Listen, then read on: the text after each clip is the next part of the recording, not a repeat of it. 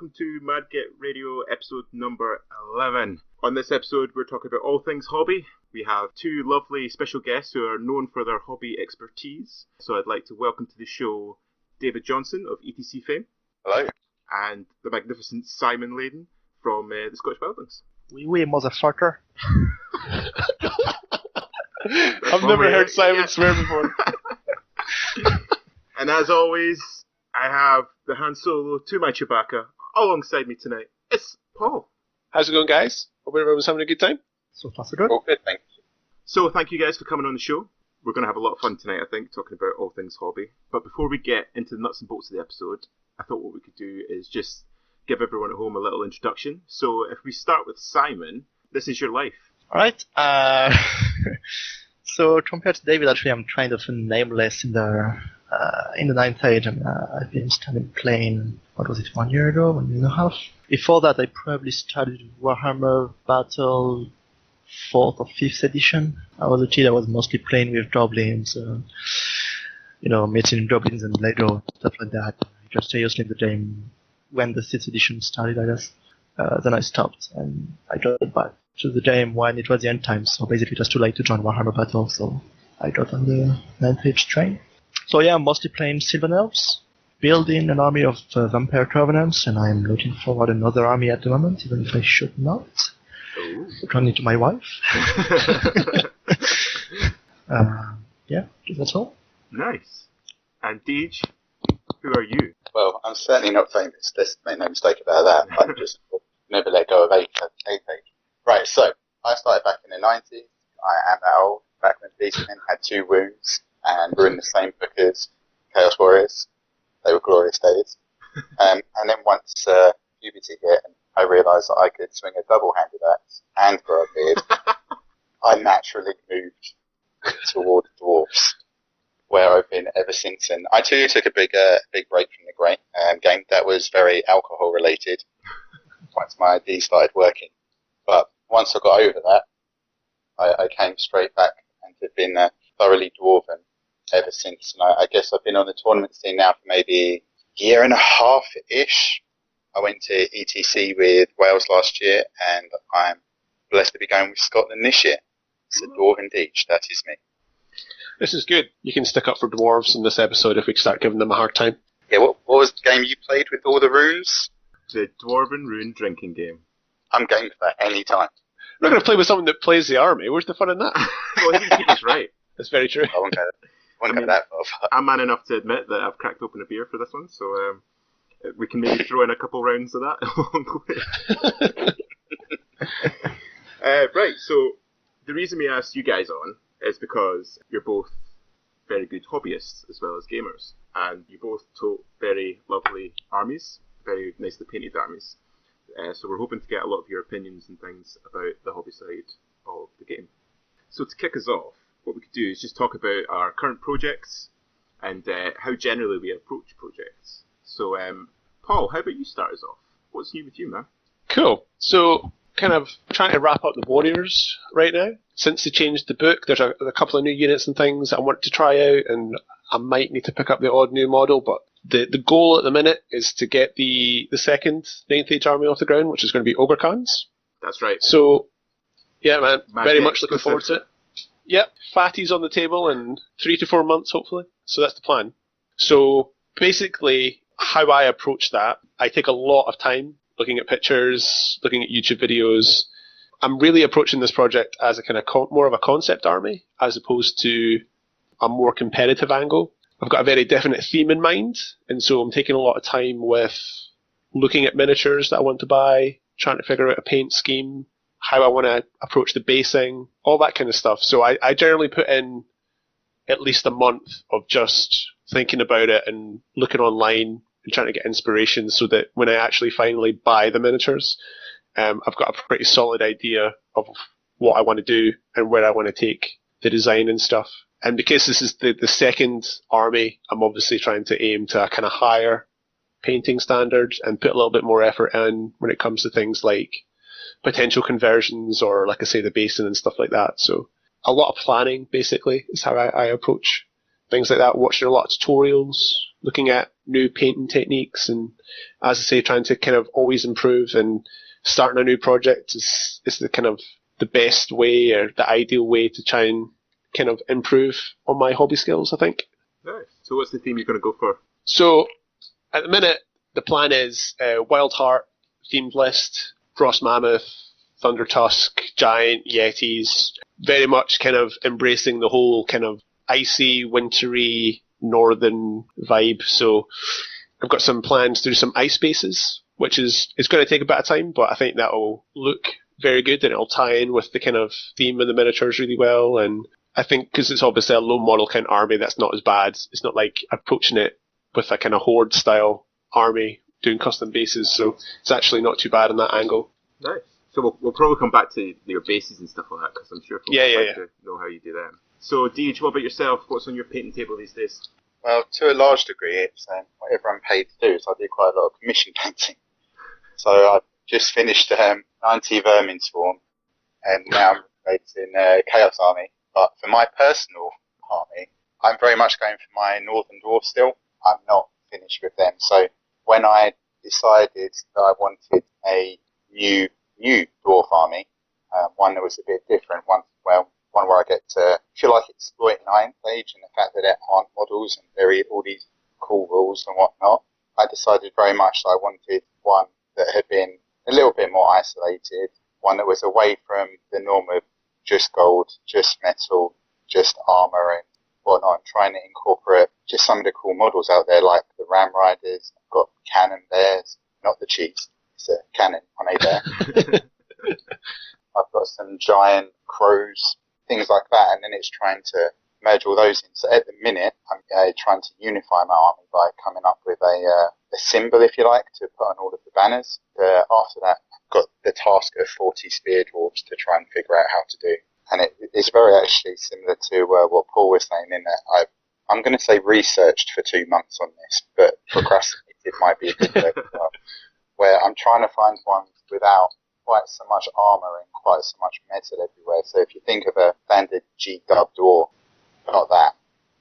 One with hoods and cloaks and almost one that might go and fight with Jon Snow on the wall, that kind of Nice. That kind of vibe. So yeah, I might have them. I won't say any more because I'm going to go to Element Games this weekend, so we'll see what they have there. They're 20 to 40% off. Nice. We'll see what's up with that. I'm sorry, what? They've got what off? Well, they're off RRP. They've always got a decent amount.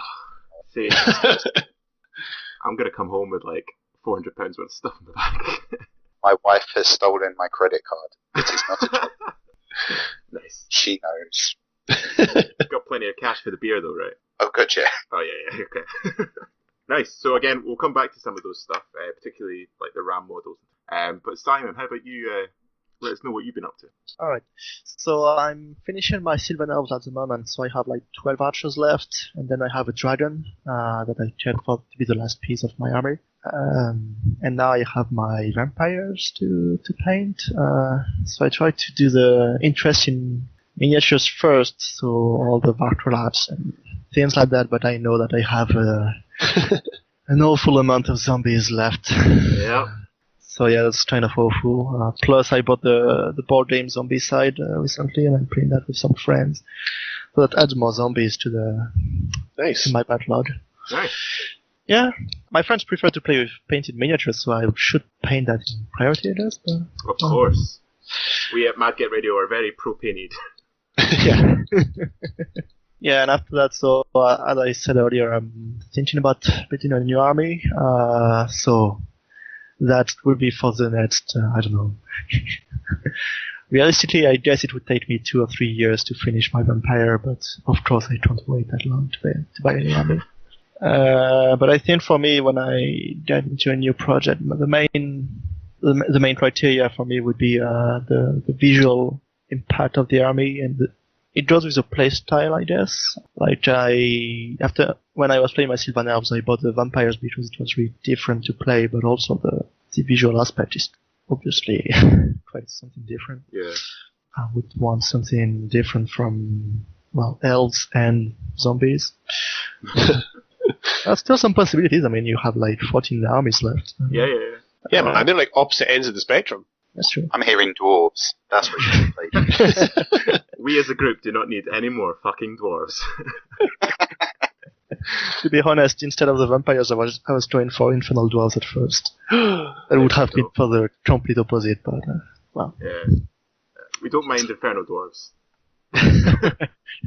Because they are evil, so they hate dwarves also. Exactly. We can bond over that. And one thing I like about the Ninth Age is that because you have no clear visual guideline yet for some armies, you can go kind of crazy. Like I'm thinking building an army of alien or insect-like creatures and use them as Vampire Swarm or Soyan Ancient, something like that. That's cool. That would be cool, but the main drawback I see is that an army made of birds require tons of miniatures. I'm not sure I would be able to that after painting 100 and so zombies. Maybe I'd wait till the zombies are done before you start on that one. When you started doing the VC, you said that you picked out more interesting models to do first. What made you do that? Mostly I do that to have a break from my elves. Okay. Just painting elves is kind of boring after a while. I shouldn't say that. Can get annoying. So yeah, I make a break. Like I would, I painted like I don't know, a squad of 10 elves, and then I would paint some race for the vampire. Because that's really different than other colors, other kind of miniatures. So once I'll be done with the elves, I think I would still go for the special characters and beat units. Well, not the beat, but the special units in the vampire army, because they have more character and require more attention, I think, compared to skeletons and zombies, because there you can just paint first rank properly, and then the rest is just you prime and you shade everything. See, that's probably where I've been going wrong then. I am 30 zombies down, 120 to go. Gosh. And then after that I've got 60 skeletons to paint, and then I've got all the wraiths to do, and then all the special units. But actually, kind of similar to you, because I'm so sick of painting Empire. Even painting the zombies is just a lovely break from painting two-tone uniforms. And doing stuff like gore. Like, gore's really fun to do, which I've just discovered. Yeah. Because, like, I never really got to the opportunity to do that with Empire. Whereas, like, with this one, I'm like, yeah, sure, he can be all bloody and stuff, like, who cares? Yeah, man. It's actually quite liberating as a painter as well when you're doing them, because, like, with the zombies in particular, because they're all meant to look a bit dirty and that, so it actually looks better if you're a wee bit messy. Like, when you're doing, like, bits like the gore, like, I'm painting the zombies from Mantic. So they've got like the skin, open flesh wounds and things like that. And when you're painting that, if you're just like a wee bit messier around the edges, it just looks like the blood's kind of gone over the wound and crisped on the outside. So it actually pays off to be lazy painting zombies, which is nice. Cool. So yeah, I'm still enjoying painting the zombies, but I think I'm probably going to hit the wall soon. And here I've only got another 100 to go, but yeah. Yeah, man. So you're obviously starting your new army, Andrew, which is obviously VC. So how are you approaching that? Have you put a lot of planning into putting the army together? Yeah, but spending a lot of time with that. I've got zero discipline when it comes to buying armies. So like, I said to myself that I wasn't going to buy another army until all the Empire were painted, and then I changed that to I won't buy another army until all unit options in the Empire book are painted. So I got to that. The only thing I don't have is a dragon, but I've actually been thinking about doing that. Yeah, because I think that'd be quite fun just to do. So once I hit that, I was like, right, VC proper now. And I bought everything, I built everything, and I've primed everything. So I've actually I bought it over a period of time. I didn't just go out and bulk buy and, spunk my monthly wages on this, even though I did think about that. But I've basically got a good selection now from the army book. Because as much as I like having, the nice painted army and everything like that, I wouldn't say I'm a particularly hobby-oriented player. Like, I've got like my painting OCD, which is well recorded on this podcast, but I just like playing with painted stuff, so it kind of pushes me to be better at it. But I wouldn't say I'm a hobby player like that. So I felt like I need to have plenty options that I could paint up and then put on the table, because like that's kind of really different to what you were going for, Paul, because you're going for the kind of conceptual. Yeah. So I'm basically basing what I'm intending on buying. I've already bought some stuff, but it's based on how I want that initial army to look. Yeah. So it's very much picking certain unit types I don't know how competitive it's going to be. I think it'll be fun to play, and that's kind of my priority really for the hobby, is to have fun. But I'm like you, like I get the maximum amount of fun out of playing a fully painted army, and I think putting that level of effort in means you just get that much more out of it as well. What do our guests think about that one? Yeah, I agree with you. To me, I have more fun just deploying my army fully painted and facing another army, if possible, painted and to a good level if possible. To me, that's the most enjoyable step in the game. Yeah. Playing the game itself is, well, it can be fun, but, well, it's 3 hours of thinking and argument and so on, and it's too much for me. Is that what you're thinking about when you're playing your 3 games? You're like, I should have painted that guy a different color. Yeah. Yeah, that gives me too much time to see all the flaws and all the things I've made. What about you, Deej? Because you've obviously played at like the kind of ETC level, and obviously you do put the effort in with the hobby side as well. So what do you think about that? Well, I think the best way to explain it is that I won't name him, but there's a guy who plays on the tournament scene now, and he's only been playing for a wee while. And his first game was against somebody who was the exact opposite of everything you've just said. Everything is about winning, and there's some models I don't care. You know what they are. You know, throw them on the table, bung them in an egg carton on the way home, kind of guy. And it took a lot of pleasure out. So you brought this army. You spent probably hundreds, realistically, hours of painting it, planning it. You know, really, really nailing it. So you're going there, you finally at the tournament, and then you see a pile of shit opposite you, and you're like, "What the hell is this? Yeah. This isn't what I'm all about." And that, to me, is the key thing. That when For me, if I was just interested in only the gaming, then I'd probably just buy a PS4 because it's cheaper. But the experience of playing with the three-dimensional terrain, the coloured armies the painted armies with all of their flavour and their feels and everything like that, and the social interactions, that's the key. So you remove any of those bits, you know, you get a quiet, like a really moody opponent, or you get an army that doesn't look like somebody cares, and it really, really takes an edge off the enjoyment of the game for me. So yeah, I'm all about you put in to get out. So the more effort you put in, generally speaking, the more you get out of it. Yeah, I would agree with that. Definitely. So we'll come back to this kind of how important the hobby is question, because that's definitely something I want to talk about later on. But see, when you're approaching your dwarves stage, did you pick units that you had like a model idea for on the table, or did you kind of have an army list in mind and then thought, right, what could I use as Hold Guardians? Or I know you've been playing dwarves for a wee while, so it's maybe slightly different. I have. Well, when I first started the dwarves, it was just all about what were the cool models. So in the same way that Simon was saying about picking up the great vampire models and then the elites and whatnot, that's exactly what I did for the dwarves. So I bought my King on Throne, I bought my anvil, and I was like, probably some warriors too. Just, bought them over the course of time and painted them up to a degree as and when I needed them. I'd paint maybe 20, and then if I needed 25, I'd go and paint a couple more. But with the expansion of Ninth Age in particular, with things like Hold Guard, it was the case of I don't know what they are, I don't know what they're meant to look like, I have no guidance. So I've actually got 2 sets. The first set is a unit of golems, like big, steampunkish guys, and that was exactly what my image was. Yeah.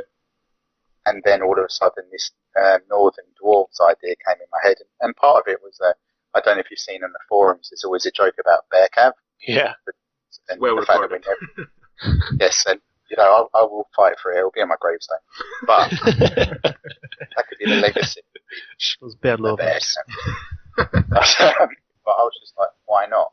Even if I'm not allowed them as an official unit, let's just go and get them anyway, because what are people going to say? As long as they're on the right basis, and I'm quite clear about what they are, I see no problem with it. And that's really where that came for me. It was the realization that I had a freedom that I've not had before in any other gaming system, actually.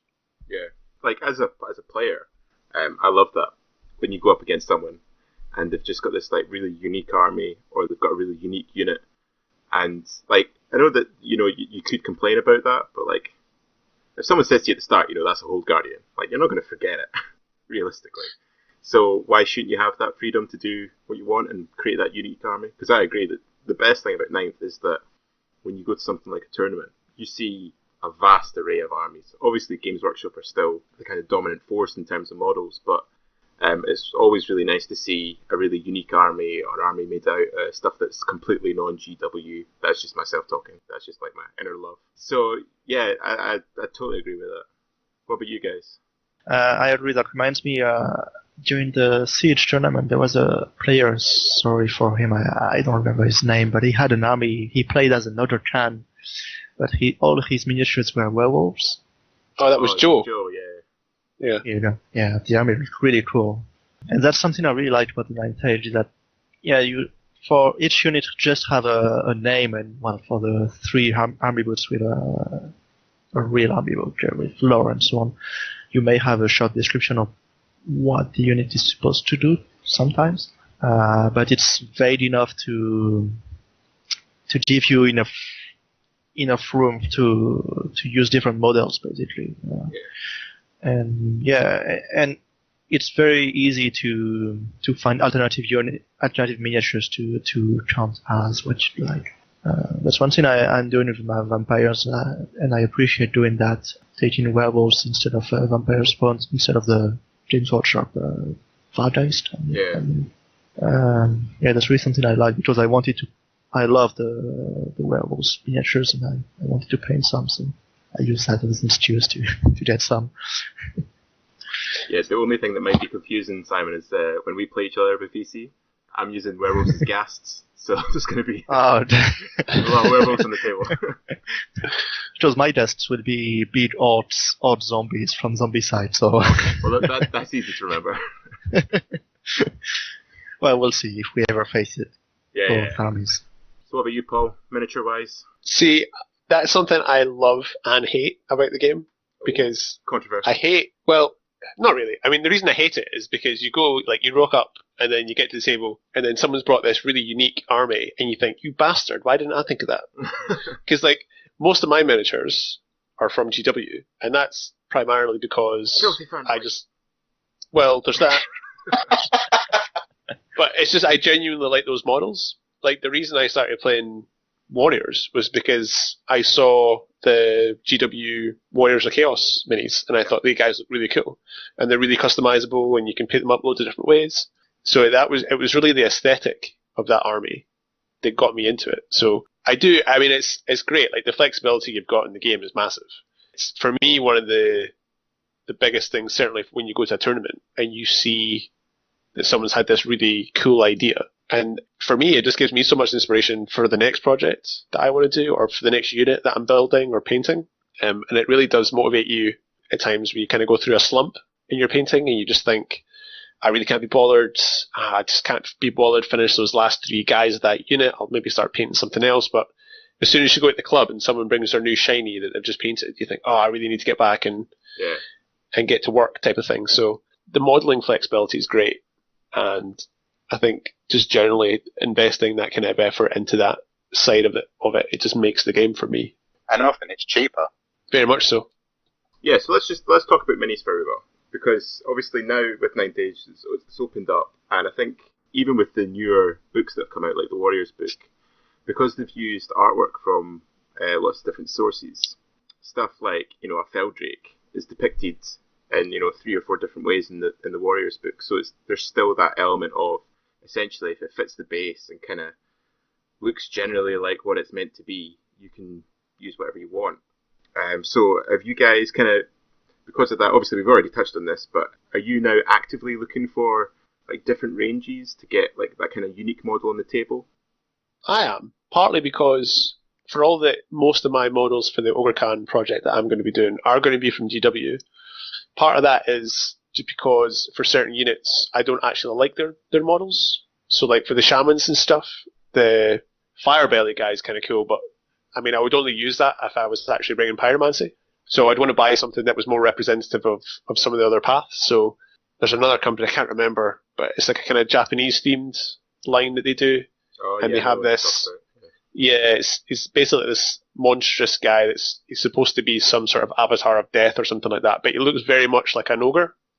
and he really fits that kind of shaman aesthetic. So I think I generally go GW first, but if there's something that they don't have, then I'll just go onto the Ninth Age website and look through the library of different companies, or I'll go through the painting stuff that people have uploaded. But personally, for me, I'm generally more GW focused. I very almost decided to buy my Ogre army from Mantic, partly because of cost, because their value is like fantastic. You can get like large parts of your army for, a fraction of the price that you'd be paying if you went to GW. And I do generally like a lot of their Ogre models, but it's just because they don't have the Gribblies, and the GW monsters are just so nice that I really don't want to mix things that I feel aren't going to go. So most of the army will be GW, but apart from the Shaman, there's a giant mini that I really like from Atlantis Miniatures. They do really good quality sculpts, and I think that'll really fit the aesthetic that I'm going for. But yeah, the goal one day certainly will be to have an entire army that's non-GW. I quite like that as an idea in and of itself, just to kind of embrace that side of the hobby a little bit more. Simon, what about yourself? With the VC, obviously you're using stuff like the Zombicide, Orcs, Yes. your gas, but are you kind of consciously trying to branch out a bit more, or is it more just like whatever unit you think is nicest that you're going to use? I think it depends on the unit. For example, if it's a unit like the zombies or straight up something that you need a lot of them, and they should be decent but cheap, there are not so many brands available. Yeah, have basically Mantic, James Workshop, Avatar of War, maybe for some armies. So the choices are quite limited there. But when it comes to elite units, things like Ghast and Vampire Spawn and all those kind of units, when you have less than 6 models in units, I try to look for original models that might come from a skirmish game or something like that. So yeah, I look at Malifaux, for example, War Machine, or that game that was successful in France, but I'm not sure it crossed the channel, Confrontation. Oh yeah, Confrontation, yeah. They are resurrecting the game in 1 week on Kickstarter, if you're interested, by the way. Yeah, very nice figures. But yeah, they have, because they are skirmish games, they are made for bands of 5 to 10 units, 10 models with the same theme, but each of them look different. So I think they make good choices for small units.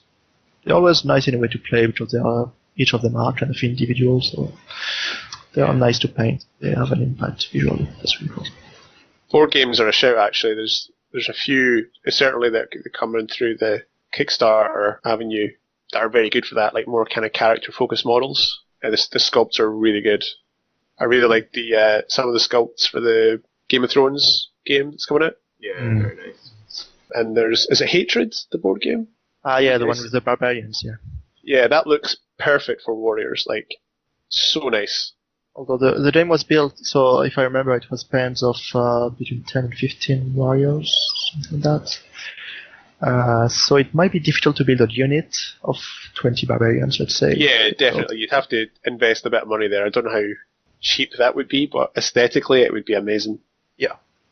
Or even just for special characters, it would look awesome. Yeah. What do you think, Deej? You a game sort of guy, or are you actively trying to branch out a bit more now? I'm just going wherever the best models are. Yeah. I'm very lucky in that I know people have been saying that there aren't that many, say, ogre miniatures or that much zombie range, but actually for dwarves, we are spoilt. Yeah. Because outside of maybe this podcast, dwarves are adored everywhere. Not here, buddy. Yeah. But no, in all seriousness, I actually, while we've been talking, just totted up, and I've got close to a dozen companies here. I do have Games Workshop, Skybar, I'm waiting on the Atlantis Kickstarter. I've made some from scratch, Windmaster, Mom, Spec, Velcro, Magic, and there's others out there as well. So I very much just go for whatever I like. If I had to pick one as my favourite, it's absolutely Skyball. Yeah. They're bigger than Games Workshop dwarves, so a lot meatier, more muscular.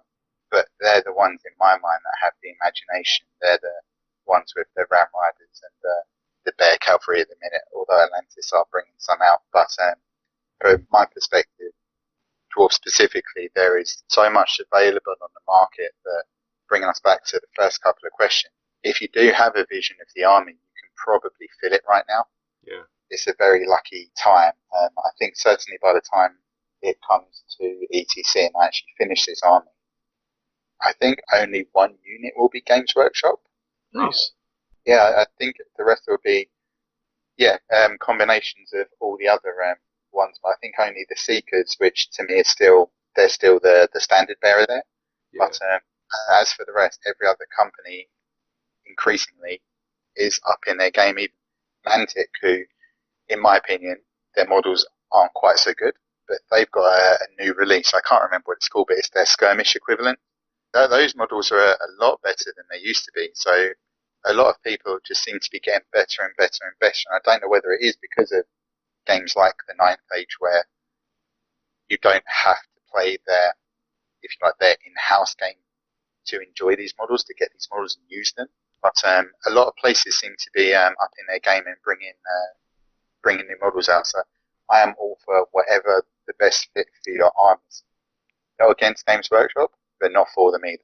Well, that's a good point, actually, because looking at Ninth Age as a game, how much do you think the model, like, non-specificness is a hindrance? Like, obviously, we've talked a lot about the positives of this. You know, if you want to do a halfling version of Empire, you know, Westphalia Miniatures do an insanely nice range of halflings which you could make an Empire army of, and it would look awesome. But how much is it maybe a hindrance to new players, do you guys think? Or do you not think it is a hindrance? Because just thinking as a new player coming into it, you know, you want to play rank and file fantasy, you've got really two options. You know, Kings of War or this. Kings of War has its own model line through Mantic, but Ninth Age doesn't. So do you think it's maybe harder for new players to get into the game if they don't have a dedicated model range? Yeah, I think so. For somebody that is really new to the wargaming world, has no idea who makes miniatures and whatever, it might become a problem, yes. I have seen threads online about that, like people who have actively posted to say that they are new players and they really don't know what they should buy, and it's almost like they don't want to buy the wrong thing. I mean, it's hard to kind of relate to that because I think we were all kind of exposed to Games Workshop at an earlier age before Ninth even happened, so for a lot of people, GW is the kind of logical place to go, and it's certainly the biggest. But I think, just to kind of pick up on like what Deej was saying, I think the kind of surgence in board games and it being more popular now, and that there's always more and more coming out, maybe that's, I mean, it's a great thing for us because it obviously increases the kind of the variety of models and stuff you can use, but maybe that is almost saturating the market a little bit for new people, and they're not entirely sure what they should use. But I don't know, I would think by and large it's really a positive thing, and if you go on the Ninth Age website, if you're looking at the kind of content that people are putting out just by posting their miniatures and what they're painting, or if you're looking at battle reports and stuff online, people are always asking like, oh, that's a really nice model, where did you get it from? So yeah, I think as long as the communities kind of supports that aspect, and they seem to be, so I don't think that's a major problem, but I suppose it is a consideration for some people. I think the main thing we're missing with the Ninth Age is the compulsive buyer. Somebody could walk into a Warhammer store and see, oh, you have to start collecting bots for whatever army they like, anything that happens to them, and they can buy that, and they're ready to play immediately. Yeah. With Ninth Age, you have to prepare. You have to read the rules first. You have to prepare the list, know what you want, and then you have to find which producer can do the miniatures you need. I mean, I take that point on board, but I actually do it the other way, that if you see models that you particularly like, you can just buy them. Now, it doesn't have to be a store, it can be anything online, although I do take walking past the store as good. And then you just fit them into the army. So, sure. So just look at your werewolf example, where you're both using werewolves just for completely different things. I do think there are barriers to getting into this game because it is still a model-heavy game. You know, it's not the cheapest one on the market. But I think that if you're just looking for a game, then between the second-hand wargaming sites, the sales that come on, Kickstarters, Mantic in general, and other such companies, and you can find that actually for £100, give or take, you can probably actually get an army of the top 7 or 8 most more classical fantasy armies being dwarves, humans, elves, orcs, that kind of thing. So I think you can do it. Knowing where to go to do it, though, the website does guide you a bit, but I do feel that this game is massively missing the pickup box set, the impulse buy box set that was mentioned. They are starting to do these kind of suggested army lists for new players. I don't know if you guys have seen these on the forum. No, but that's a really good idea. No. So there's been some posting of just say, like, okay, if someone wanted to start playing, like, basically asked for suggestions as to what that, say, 1,500 points would include. So I've seen it on the Warriors forum. It's a fairly new thing. It's only within the last month or so I've noticed it. But maybe that's going to be the next step, is once they've actually got that nailed down and they've actually got like the starter rules and stuff all set up, they'll actually have some suggested places where people can get good value, good quality models for those lists. Yeah, that's exceptional. And if you go historical again into maybe not the newer ones, but the older Games Workshop books, I don't know if you recall in the picture section, they used to have like the general, the archers, the warriors, and then you can expand it with a couple more, with the blah and the blah and the blah, and then going through, and something like that for 9th Age, it can only be a good thing. Yeah. I always remember in the old GW codexes, the most worn out pages in my codexes were the gallery pages. Hobbyborn, I get that. Yeah. Are all your 5th and 6th edition books suspiciously stuck together? Yeah. Hitting puberty and playing Warhammer at the same time probably isn't the best thing. But yeah, like I still do it now. Like I just like looking at nice armies, and it gives you so much inspiration. I think maybe that's less so with the gallery on the 9th Age forum, because I think that's a massive help, especially having it on that front screen. Like if you're a new person just coming on, you stumble onto the website, you scroll down, and then you hit all these like really cool models. That's a big grab. But I think physically having that book and like pouring over the lovely painted armies is maybe something that they're missing. But I also know that it's something that the project overall is trying to get more into. Like for example, I know that Henry, who does the Ninth Scroll, in the next Ninth Scroll, he's going to have an article about starting an Empire army. I know cool. A couple of guys in the forum have been helping him with that. So it's going to be like what different model companies, like all the stuff we've just talked about, what different model companies you've got, what like different paint schemes you can do and stuff like that. So That'd be pretty good. yeah, I totally agree. I think it's something that the project overall needs to probably improve on. But I think there's positive signs that is happening, which is nice. Sounds almost like the tale of 4 wargamers, that everybody picks the same army and just does it differently. Yeah, exactly. Yeah, I mean, there's definitely some armies that it's easier to do, like we've already said, like Dwarves and Empire are, two ones where, because Dwarves are just so popular model-wise. Empire, you've obviously got so many different fantasy ranges, but also so many historical ranges that you can bring over, so you can do them very cheap and easily. Other armies, like Inferno Dwarves, it's maybe a little bit harder. Undying Dynasties, I think, is probably the hardest, because I hummed and hawed over an Undying Dynasty before I really went for the VC, actually, because I just think they're a really cool concept. But the only way I see you can still do that is either if you just do lots of conversions, or you go GW. But even in GW, it's getting so expensive now because the Tomb King stuff isn't really produced anymore. Yeah. I think an alternative for the Undying Dynasty would be to go with kind of an Empire army, and you paint them as terracotta soldier, basically. Yeah. Think of the Chinese army. Oh, that's such a good idea. Why did I think of that? But then you start playing with terracotta all the time, so that limits your choices in the army, I guess. Like Paul said, though, that'd be a cool concept army to do, though. Yeah, man. Very cool. That might be a shout. That might be number 3, Paul. I've got to stop doing this podcast. It's getting expensive. Getting bad for your health. Let's talk a little bit about nuts and bolts then. So how do you guys actually thought about your army for months? You've scrolled the internet. You've got the models you like from a number of different sources. You've got them. You've built them. You've primed them. You're ready to go. How do you guys paint? Usually I just go for I have no elaborated need to paint. Usually I just go for the basic color, and maybe I should say first, I usually paint like 5 models at a time. Okay. For a unit. I found that painting more than that is getting very boring for me.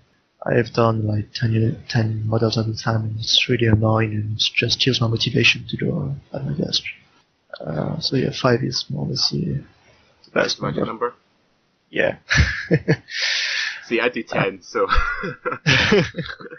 Well, I mean, if it works for you, do it. Just for me, I know that 5 is my limit. I don't think it works for me. It's just, I think I'm maybe a victim of my army in a lot of ways. Like for Empire, you've got a lot of digs to get through. And, VC are the same because I'm a fucking idiot and I didn't think about that before I bought the army. Yeah, at least I'm lucky with my elves. A unit of 20 is a big unit already. Yeah. What about you, Deej?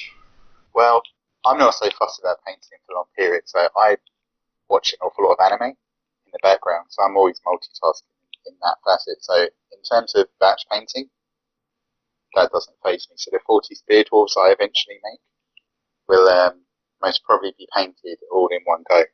Oh, wow, okay. Which will just be probably painful, but I may well split it into, a 15, a 15, a 10, depending upon how much time I physically have, because unfortunately this isn't my job. I wish I could get paid enough for this, but pensions by day, painting by night. Dream combo. You're like Batman. I've got to accept that, and I'm going to soundprint it and make it my ringtone now. But in terms of if I was, I've always had this idea. There are two armies which I've always toyed with, and the first one is a vampire one, which is basically a complete rip-off of Game of Thrones.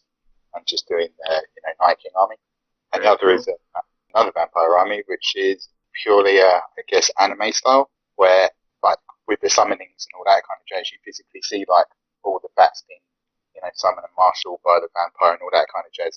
If I'm doing them like from scratch, I'll very much operate on a repeat and reward, in that I know I've got to pay these 20 or 30 or 40 or 50 skeletons. Let's just do it. And oh yes, now I get to pay a vampire. That kind of thing. Anything to keep the motivation up, and it doesn't matter really whether it's a work or outside, but something like a deadline is very motivating to get something done. This I'm sure we'll come on to it, but this whole 3 colours minimum thing does mean that you can at least do things in stages. For example, with the Whole Guard, I don't consider finished yet. I've got their unpainted shields in front of me now, and they've already been to 4 tournaments, and every tournament just something else gets done, whether it be the bases or the rams or the spot colours, the weapon, whatever it might be, and try and break everything down into that, so there's finished and there's functional almost as well. That's interesting, because it's finished and functional. I always start off with good intentions when I start painting, and if it's something, I think again I'm a victim of the army, but I just remember when I did my second lot of spear or pikemen, I'd already had I think 30 painted, and I needed another 40 painted, I think. And I did the first 20, and then I remembered why I stopped painting them. And then I didn't rush them. I still got them to the standard that my OCD would accept. But as soon as I'm finished and they're based, I don't touch them again. Really, I like to say to myself that I'll go back and touch that up and do that, but I don't. But I don't know if that's maybe just the kind of gamer side of me, where if it's good enough for me and it's good enough on the table, then it's fine. I don't need to go back and touch it. Yeah, I can relate to that. Like, my Feldrick unit isn't finished, and I've been playing with that for months. Because what happens is, I get to the point where I'm like, that's just about finished, but I can play with that now. And I'll play with it for a few games, and then I'm like, you know what, I'm fine, I can play this, and then I'll always mean to go back. Yeah. So, like, another example was I had a unit of, 18 warriors that didn't have heads for a while. Yes, the Headless Brigade. Yeah, they were completely finished, but they just didn't have heads, because I do component painting. Oh, okay. So I just find that so much easier to do a much tidier job. So all the heads got done together at the end, and that was the last thing. So yeah, I'm very much like that, where you can get something to a standard that you're happy with, that you can play with it, but then as soon as you do it, you're like, oh, I'm kind of okay with this now. But I would agree with you, Deej, a tournament is a great motivator to get stuff finished, and because you don't want to be playing with stuff. Saying this, I mean, the Feldrick still weren't finished for that last tournament I played them with, but you do want your army to look as best as you think you can get it. So, But yeah, for me personally, I try and paint for the warriors maybe 5 at a time, and I'll have steps And because I am like painting in components, so I'll maybe do all the cloaks, and then I'll do all the armor, and then when they're all done and painted, then they'll be actually glued together. And I've gotten into the habit now of doing all my basing at the beginning, because I find that just makes it so much easier when I've actually finished painting the model to get it on the base, and then I don't have to, like, for my warriors, I used a lot of that kind of texture paint from GW, and trying to put that on when you've already like painted your guy is a nightmare. Your model's almost finished, and you think, I just have to get this done, and so you start rushing it, and you inevitably get, some of the paint on places you don't want, and then you have to go back and touch it up. So definitely, like, just doing all your basing, and then actually painting your stuff separately on a separate mount, and then actually gluing that onto it, I think is just so much easier to do a tidier job. I don't use those grip things from GW. I just use like kind of paint pot or another base with some blue tack on it, and I just stick the guy to it. That sounds very similar. I completely agree with the basing. I think that unless you're doing the absolute bog standard, doing basing separately is completely the way to go. And as it happens, I do the same issue. I'm a blue tack on the foot kind of guy on old empty paint pots. And do you ever pin your models? I've pinned a lot of models. I've spent far too much money at Wardwell not to have learned how to pin. What about you guys? Did you ever do that? I had to do pinning for the first time building the VC. All right, cool. I mean, Empire, like, there's nothing really big enough to really justify it. But I'm using the Morngul Forge World models as Streak and Horror. So the model itself, if you don't know it, it's fucking sick. It's very cool. But he's got like one hand down on a horse's corpse, and he's got another in the air. And then I thought, because the Shrieking Horror is meant to be flying, what I would do is put wings on them. So it looks really big and intimidating. I'm really happy with how the model came out. The issue is that all that weight plus the wings is put onto the wrist of the model. So I did one without pinning, and I'm just super conscious that one's actually going to break now. So for the second one, I pinned just to make sure that you've got that kind of weight support. When you're playing, accidents happen. You're throwing dice. You flick your wrist out, and then there goes your Shrieking Horror that you spent 8 hours painting. So yeah, very much. I'm a pro pinner now. And it's a really good example, because I mean, we both use Forge World, but the Skyber ones that I've had, because again of the angles, a lot of them are pinned into the base just to make sure they offer some degree of stability. Right. And I think that the more you push what you're doing, the more of these skills you have to learn. Like, if you're adjusting a joint, do you put green stuff in there as well, just to add that little bit of strength and that little bit of support? Yeah. And this is by the time of the planning stages that Paul mentioned in particular, really, really come into it and get that clear vision in your head of what you want it to be and how you want to differentiate it from anyone else who may or may not have those models. And it does get quite engrossed in it. Yeah. And the secret between the four of us, I can't stand building models. I hate it. I just want somebody to give me the finished model, the finished vision, and I'll paint it all day, all night. I'll be happy as Larry. But all that pinning, all that green stuff, all that magnetized, extra strength. Miss, oh god, Miss. Miss are a nightmare. They tell me that instructions. It's just like, oh my god. But the end result is so good when you put that effort in. Yeah. That it's almost worth it. Not quite. Almost. It's worth it for everyone who can see you crying because the green stuff arm fell off. But it's good apart from that. So that kind of prep and that kind of vision is such an underrated skill in this hobby.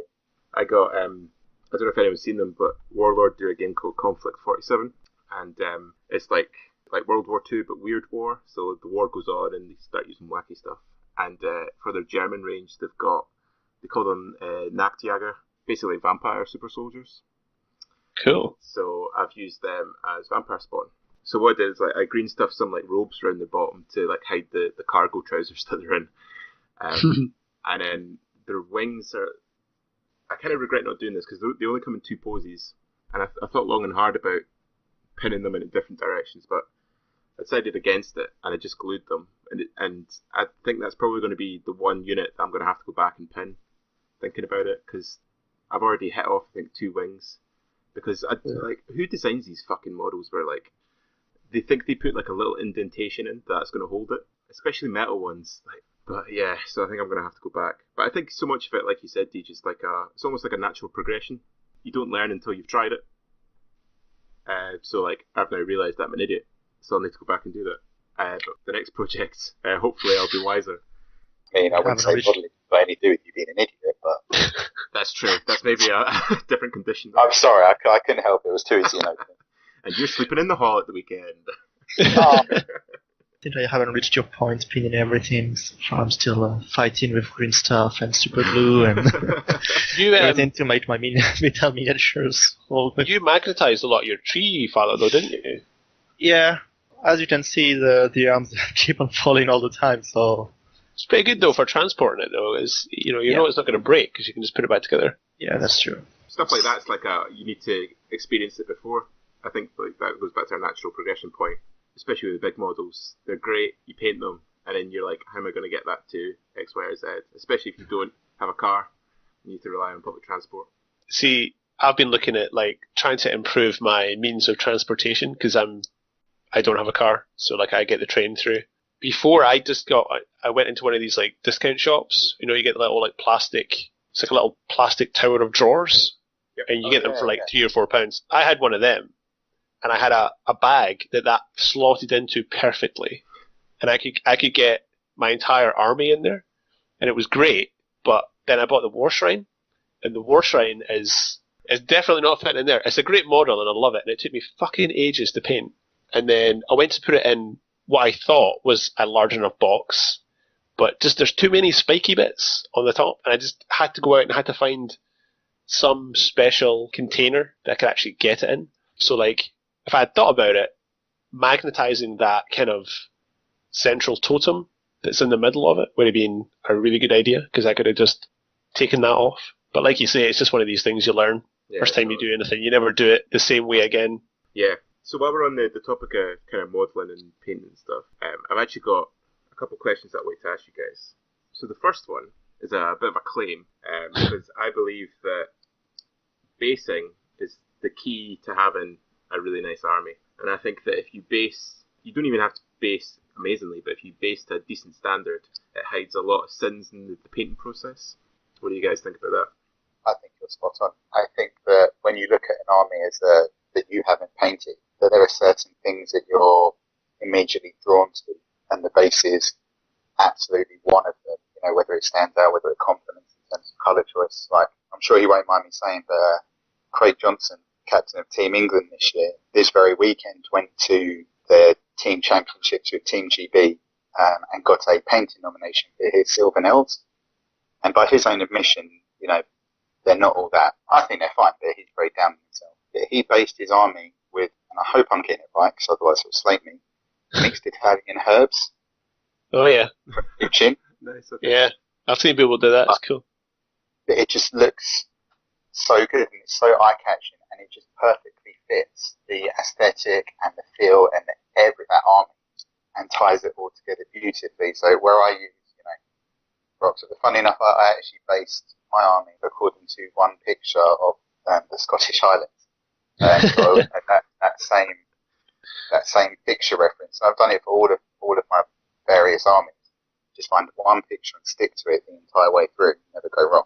Like that, it just adds such a feel. In the Chaos Army that I'm facing right now, he's got a red brick road that goes throughout it. So there's these spot colours that are consistent throughout everything. Yeah. And it's such a simple thing to try and make cohesive and dependent upon your army. But I'd imagine like rotting flesh of zombies with the glorious weapons, armor of vampires, or the craziness of the Empire and the multicolored uniforms. That is really, really important to just nail that base. I completely agree with you. What do you think, Simon? No, I agree. The bases are tying the armies all together. I think it gives it coherence in the visual impact we're looking for the army on battlefield. I'm not so fond. Well, personally, even if I had an army that would fit to the theme, I would not paint the whole army with the same colors everywhere. We like having uniform all across the army. Well, my elves are good for that because each system is unique. Yeah.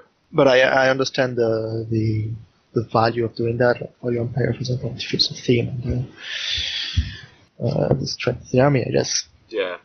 I mean, that was part of when I did the Empire. I didn't want an army that was just the same, especially with something like Empire where it's all two-tone uniforms the majority of the time. I thought that would look quite kind of blocky on the table. So I based my paint scheme off the Witcher. So all my units are from a different kingdom in the Witcher world. So I used the different colours from them. But then you've got to kind of bring that all together because they look fine individually. But I've got, like for example, my spears are red and white, and then 2 crossbow wings which are normally near them. One is yellow and green, and the other is blue and grey. So to bring them all together, even just having, I mean, I don't think my basing's mind blowing. It's pretty basic, but it's like you guys were saying, it just provides that unifying force that when you put that down on the table, there's no way you're mistaking that as anything but a unified army, and that's all brings everything together and really finishes off the army. And like you guys said, like it really, I think it does hide a lot of sins in the painting process because it's the first thing you catch as you're walking by a table. It's just the fact the army looks good, and so much of that just comes back down to if it looks neat. And I think getting your basing right helps nail that neatness.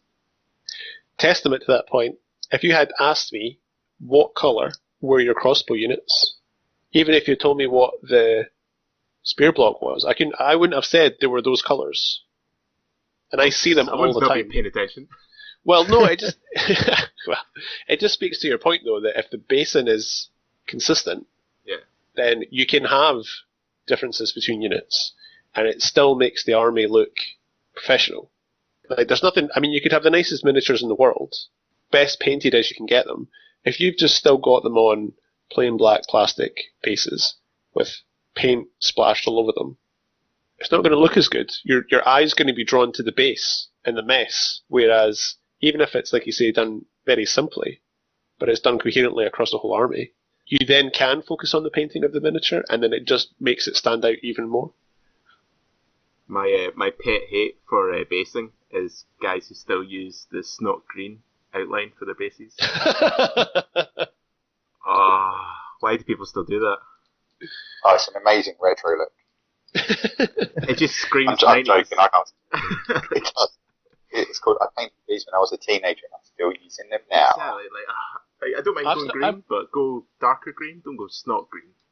I've got night goblins in my cupboard that are exactly like that. Right. And when I look at them, I just think, God, they're fucking awful. And it's probably more because of the base. Exactly. I mean, the painting on the model is pretty basic, but it's neat and it's tidy, but the bases look shit. Absolutely. So yeah, I think the basing is, I think it can make or break an army. Like I think typically when you see a really well painted army, especially concept armies, the basing's very good. All my bases were green on the sides until last year. Oh really? Interesting you don't remember. I don't remember you having. It wasn't bright green, was it? Andrew secretly bitches about your bases. Don't believe him. I do it all the time, Simon. It was not green, it was the shade just above Goblin green. Oh, okay, so a wee bit darker. I don't mind that. I think just... just that shade of green. It's just stock green. I just get like White Dwarf 1999 flashbacks. I think it's because, as well, everyone did their bases the same way. Yeah. Whereas if you look at like even just the people that play in our club, like the people that have got the fully painted armies, their basing's all different. So it does help to identify their models as theirs, which is actually pretty cool when you think about it. Yeah, it is. So how about you quickly tell us about your ogre basing? Oh yeah. So I've got this grand plan, and I'm only doing this because they're obviously on like 40mm bases, and it's a fairly low model kind of army. The general idea is to actually have like cracked ice. So I saw a pretty good video on YouTube.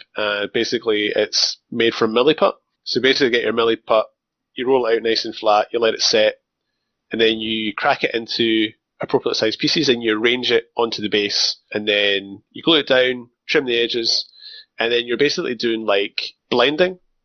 Yeah. So you're basically doing like your wet blending from like very dark blue to light blue with some white highlights and like very light scratches on top, and you get this very kind of it's a very stylized look, I don't know if you guys have seen, I can't remember his name.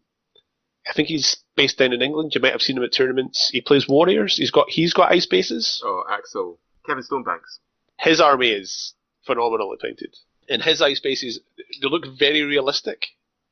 Whereas the ones that I'm doing, it's slightly different. Like I say, it's got a certain style about it that looks more artificial, but I think it ties more in with the GW style of model a little bit more.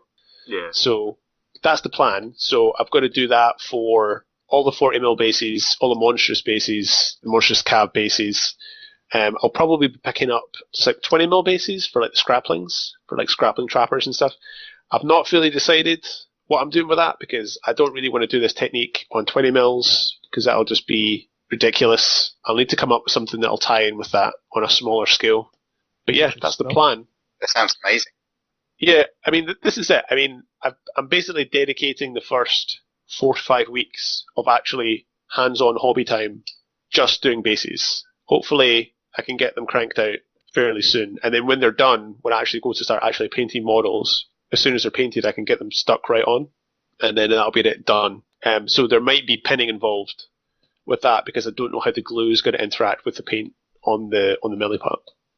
So especially for some of the larger stuff, I might want to pin them onto the bases, but we'll see. But that's the plan anyway. And like I say, because it's more of a concept army, I'm willing to invest that extra time into the bases. And obviously, being a low model count army, it's a lot more practical. Yeah, but like, freedom to do that.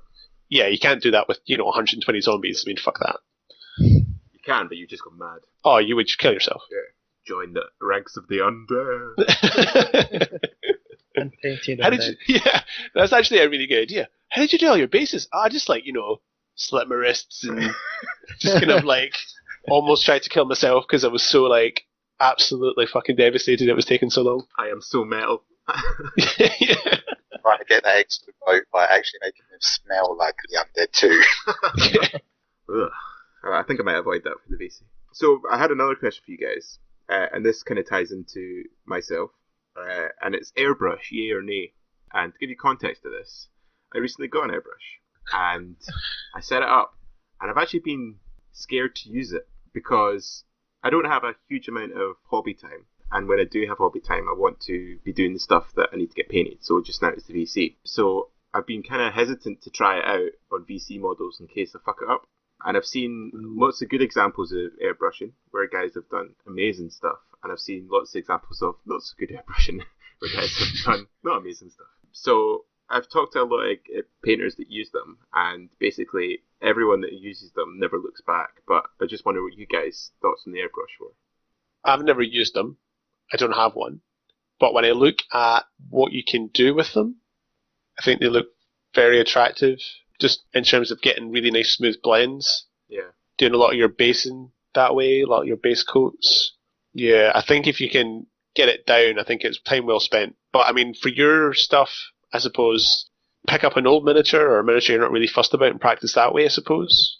Yeah. If you're worried about actually potentially damaging the miniature or, doing too thick a coat or something like that and taking away some detail. But I've never used them, so I couldn't say. But I think they look good. I think it's another skill to have, I think, as a hobbyist.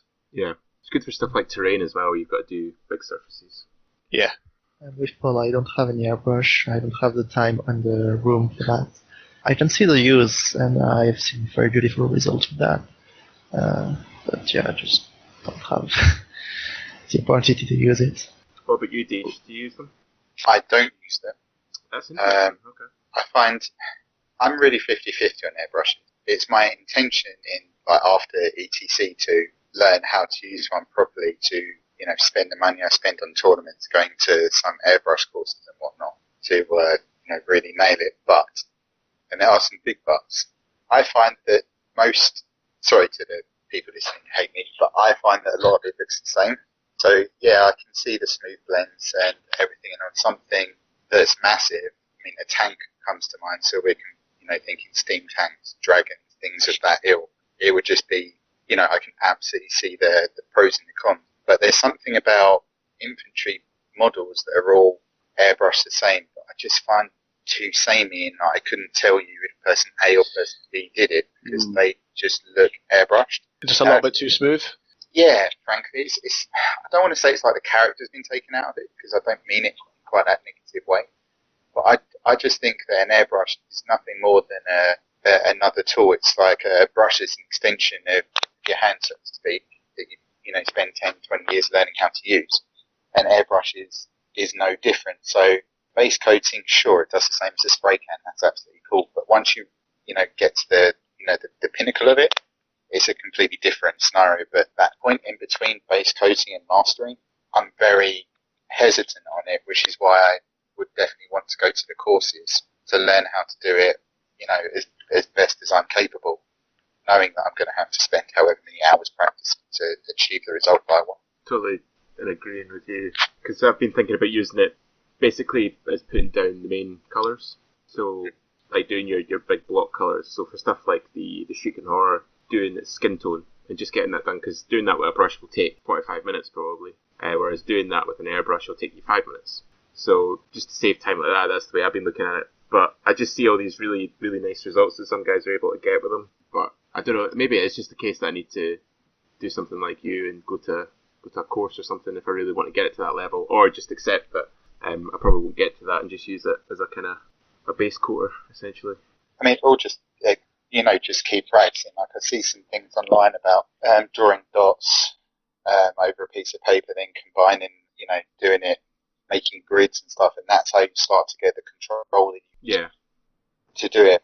But because I don't do it, I can't tell you how good or how bad it is. But swirls and dots and stuff seem to be the key. But having said that, when I was first learning how to do painting, the guy who taught me how to paint, or gave me the biggest advice I ever received, he told me to, before I do any painting session, to get a piece of paper and try and draw or paint a tribal tattoo, because it just helps you get the brush strokes and the control of it and everything. So I suppose the principle's the same whether you're, spraying the paint or whether you're on a brush. So I guess bringing it back to your original question, with any hobby tool, if you know exactly what you're doing and you know exactly what the outcome would be, then it's a really positive thing, because it means you're still doing hobby.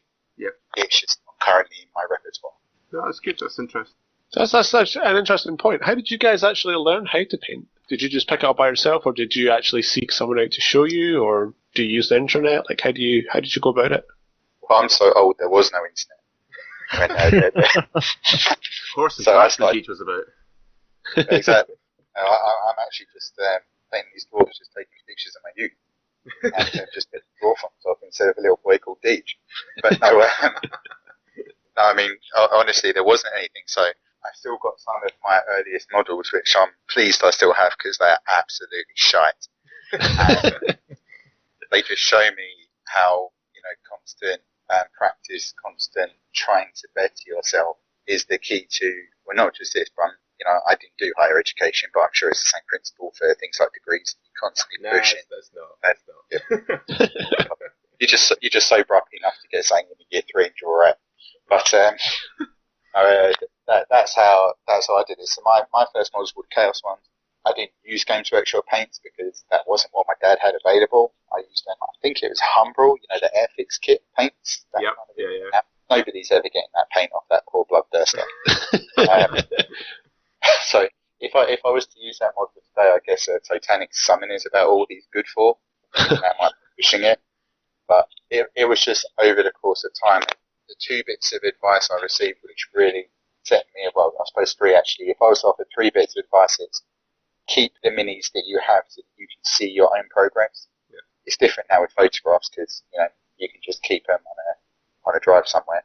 The second thing is try the tribal tattoo thing, because it does lead onto things. It does help build the muscle and the muscle memory around holding the brush. And the third one is just patience and repetition. For all of the terrible annoyance of doing things like horde armies or commission painting or repainting so many dwarves, every brush that I do now compared to like a year ago is just so much more assured, because I'm so used to it.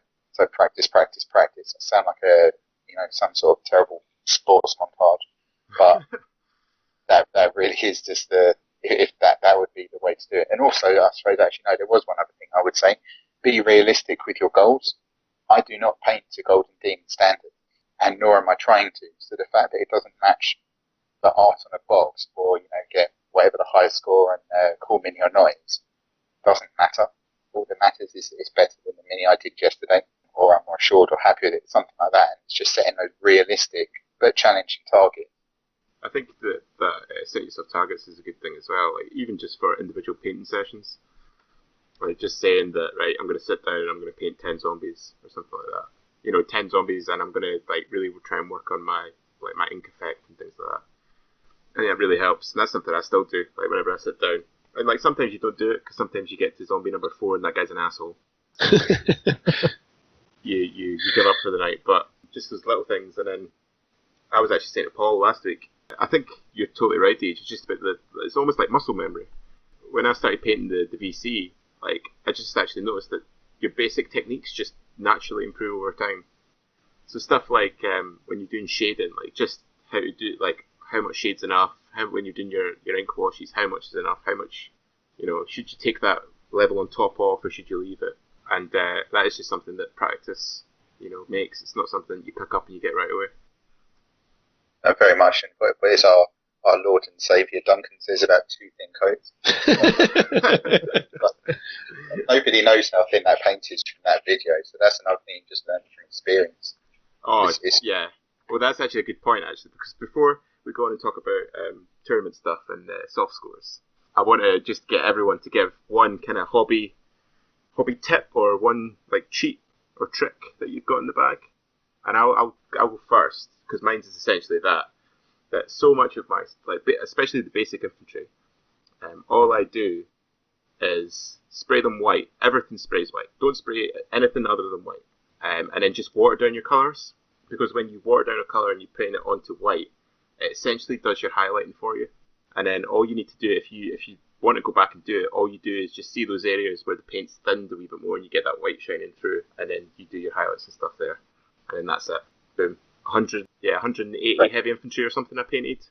Done like that. Done. See you later. So it's kind of like painting with inks, almost. The same kind of idea. Yeah, you just water it down. I mean, the trick is, knowing how watery it is, because if you get it too watery, it just runs down the model. But I don't know if this is, a tried and tested method, but I normally do 2 dabs of water. I don't know if that'll work for you. Try it. See what happens. So I get, my paint out, and then 1 dab of water, 2 dab of water, then mix it. There you go. That's my Bob Ross tip for y'all. You can try that out. Awesome. What about you, Simon? You got any tips of the trade? If you go for Bob Ross, I would paint some little happy trees, but little happy accidents. Yeah, I think the main advice I would give would just be take some pleasure in what you're doing. If you're tired, if you're not in the mood to paint, if you're getting tired of seeing the same miniature, or if you're frustrated by your result, just take a break and stop. Because you won't make it better if you're angry. That's very Bob Ross type then. Bob Ross can teach us so much.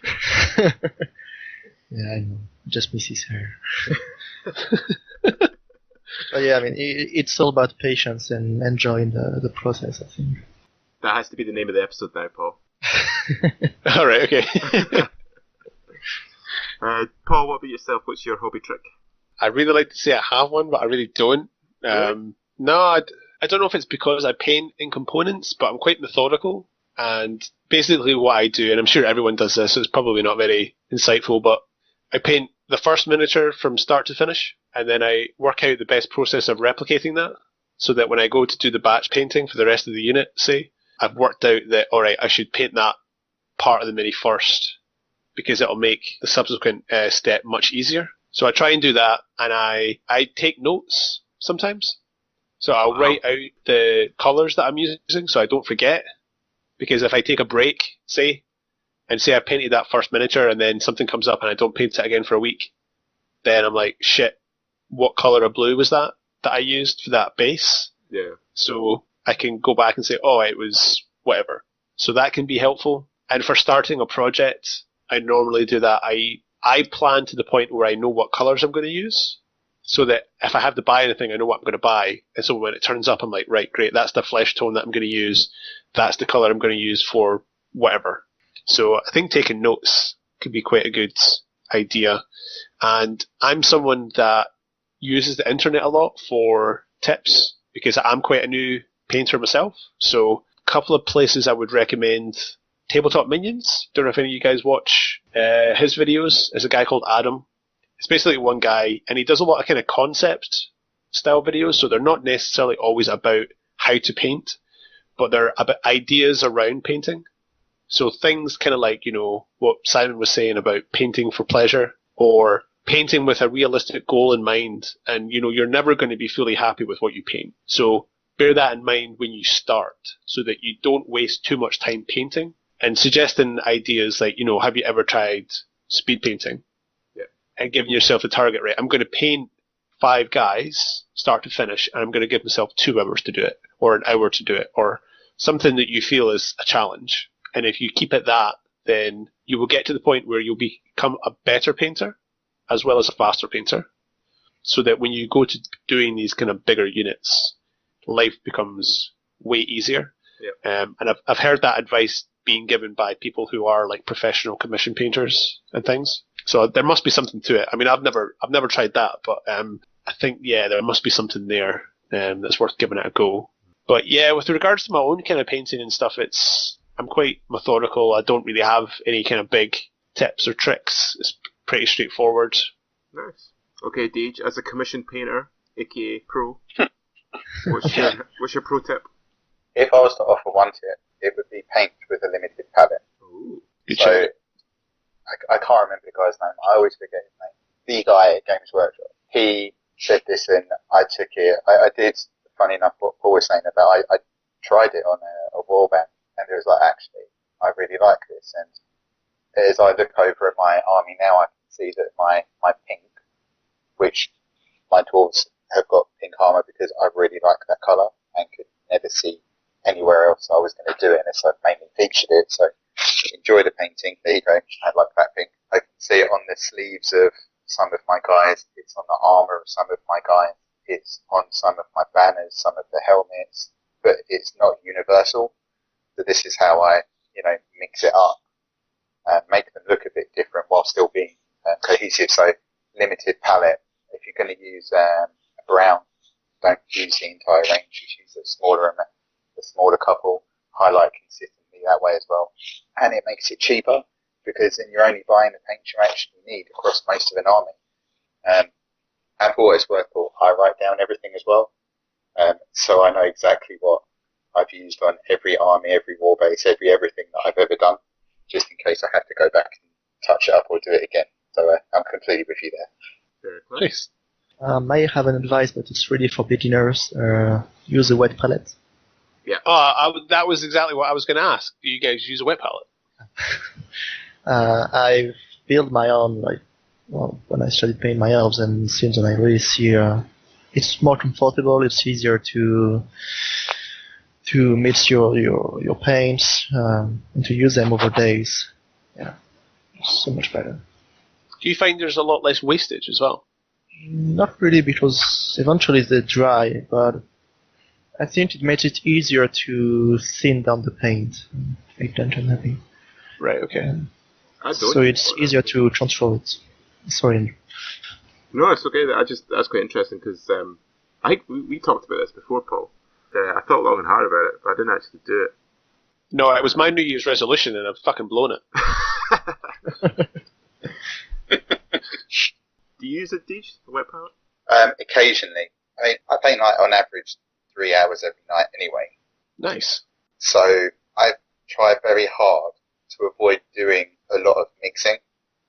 So if I'm doing something that's going to require mixing, like, let's say I'm doing a banner. Let's say a standard army, I'm going to do, a colour, a shade, bring it up, 1, maybe 2 highlight. But on a banner, I'm going to try and, blend it and mix it a lot more than I have done previously. So for something like that, if I'm going to be doing lots of banners, then I would consider getting the wet palette out.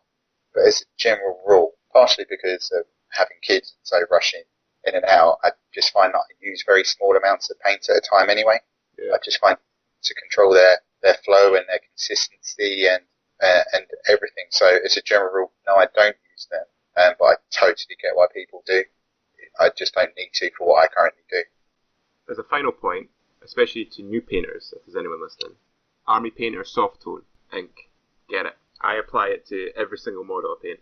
It's awesome. The twitch shade pot thing? Yeah. So I wouldn't really recommend it's the strong tone. So stuff like you buy Army Painter Dip, but it's normally the strong tone. And I think the strong tone's too much. Because essentially the strong tone is just a dark brown ink. So you end up, like, if you've painted a nice model and you've maybe inked the bits that you need to already, so stuff like if they've got red cape, you maybe want to give that once you've finished it, you want to give it a red ink coat. If you put the strong tone on top of that, it'll just drown it. Whereas the soft tone's a very light ink wash, but it does stuff like the creases in the arm, if they're wearing like a uniform, it just darkens them a little bit more. And it's the last thing I do to all my models, is I just give it just a quite light coat, and then I go around and I take off all the excess with another brush. But I just find that really it adds the depth to a lot of the materials in the model. Is this something similar to like GW shades, or is this more like a glaze? It's universal, isn't it? Yeah, it's like a universal ink wash, essentially. Right. Okay. But like I do ink washes before that. So for like the zombies, I've got one. I've done lots of different skin tones in the zombie unit to make it look like a mass. And then for one of them, it's just primed white. The skin is done with it's a GW green camel ink. And then I do all the details and stuff. And then the last one was just in the soft tone. And it helps tone down the really bright colours, but also add depth to some of the colours that are kind of monotone. I don't know if you've used it for, like you said, red there. When I bring them up, I tend to bring them up the orange spectrum, rather than going pink with them. And something like that over the top really helps to unify it and bring that, especially with the dry brush where you've got the chalkiness. Yeah. It tends to all smooth it all down. So I completely, that gets the Deej thumbs up. So, there you go. I've made it, guys. I'm here. And just as I remember, a similar question, do you guys have a default colour that you prime with every time? Or is it model dependent? Oh, I'm always white. I've already said that, yeah. Because I see, like, if I watch painting videos, see, like, how to paint some sort of GW thing, they always seem to prime in black. Even if it's quite a light model, they're going to be using quite light colours. I don't really understand why they're doing black. I think black acts as, in a similar way to white, black acts as your dark undertones for a lot of colours. Yeah. The issue with black is that you've got to be willing to do multiple coats.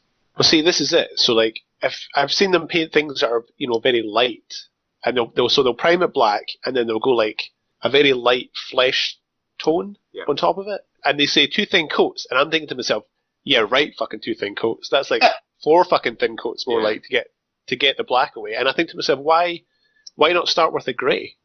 Yeah. And then do it that way. And I know what you're saying. Like, it can affect, depending on what paint you're using and stuff, the kind of darkness that you're going to be left with the paint. But I was just curious, because I think some people just kind of stick with one, and that's not something that they necessarily think about depending on what colours they're going to be using. Yeah. What about you, Simon? To me, it depends on the model. If I know I'll be using light colors, lots of skin, or white uniform or something like that, I would prime in white.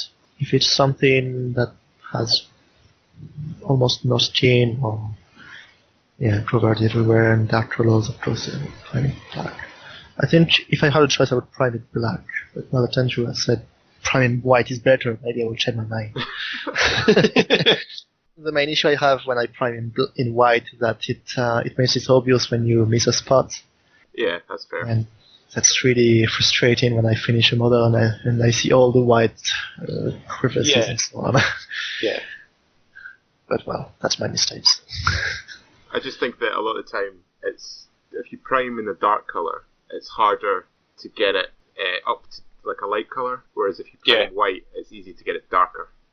And especially if you're doing a lot of models, I just think the white's an easier start point. But I mean, that's something I've always done, and I've always got good results with it, so I'm really hesitant to try something else. So some paints in James Watchopper, the Citadel paints are quite good for that. And the base paints are very heavy in pigment, so they are very good at covering black paint. Yeah, I was just going to say, my Warriors army tends to be I've kind of got two main colour schemes. They're either white, silver and blue, or black, gold and red.